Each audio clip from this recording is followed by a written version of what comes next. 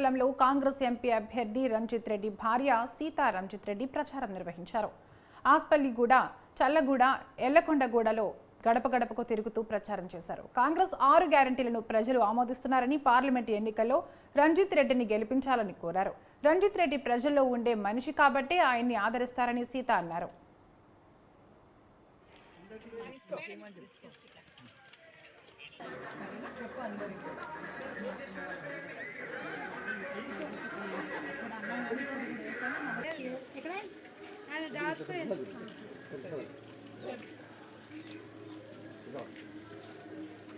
ఉన్నప్పుడు ఇచ్చినాడు, ఇందిరాగాంధీ ఉన్నప్పుడు ఇచ్చినాడు, మళ్ళీ తర్వాత ఎవరు ఈ కేసీఆర్ వచ్చాక ఇవ్వలే కదా.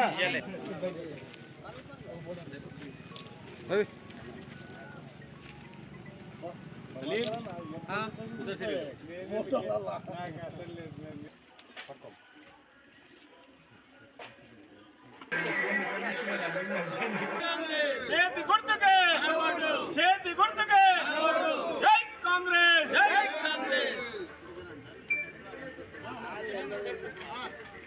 ఈ ఫోటోలకు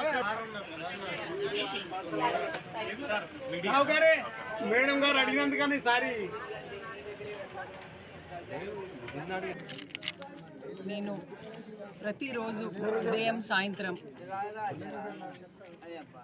పరిగి, తాండూరు, చేవెళ్ళ, వికారాబాద్ కాన్స్టిట్యుయెన్సీలోని పలు గ్రామాల్లో నేను ఇంటింటికి గడప గడపకి తిరగడం జరిగింది. నేను ఎక్కడికి వెళ్ళినా కూడా ప్రజల్లోంచి మంచి స్పందన నేను చూస్తున్నాను. ఈ స్పందనకి కారణం నేను ముఖ్యంగా చూస్తున్నది ఆడవాళ్ళలో, ఎక్కడికి వెళ్ళినా వాళ్ళ కళ్ళల్లో ఒక సంతోషాన్ని నేను చూస్తున్నా. 6 గ్యారెంటీలతో వచ్చిన కాంగ్రెస్ ప్రభుత్వం, ఆ ప్రభుత్వం పైన మాకు నమ్మకం ఉంది.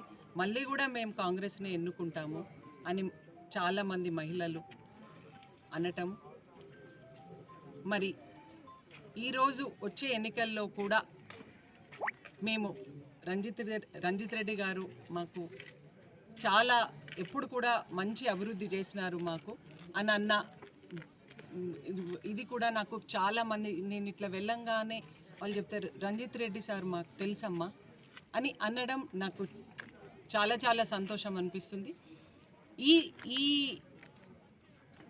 ఎన్నికల్లో నేను ప్రజలందరినీ కూడా ఏం కోరుతున్నానంటే, మనం ఎన్నుకున్న నాయకుడు ఎప్పుడు కూడా మన కోసం ఉండాలి, మన కోసమే అందుబాటులో ఉండాలి.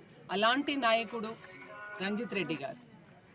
నేను అది చాలామంది నోట నేను ఇట్లా రాగానే ప్రతి గ్రామంలో ఉన్న వాళ్ళందరూ నాకు వచ్చి చెప్తూ ఉంటారు, మేడం సార్ ఎప్పుడు మాకు ఏ అవసరం ఉన్నా కూడా మేము వచ్చి ఇంటి ముందరకు వస్తే మాకు చిన్నదా పెద్దదా ఆ అవసరాన్ని అప్పటికప్పుడే ఒక ఫోన్ కాల్ చేసేసి ఆ పనిని అక్కడికక్కడే అయిపోయేటట్టు చూస్తున్నారు.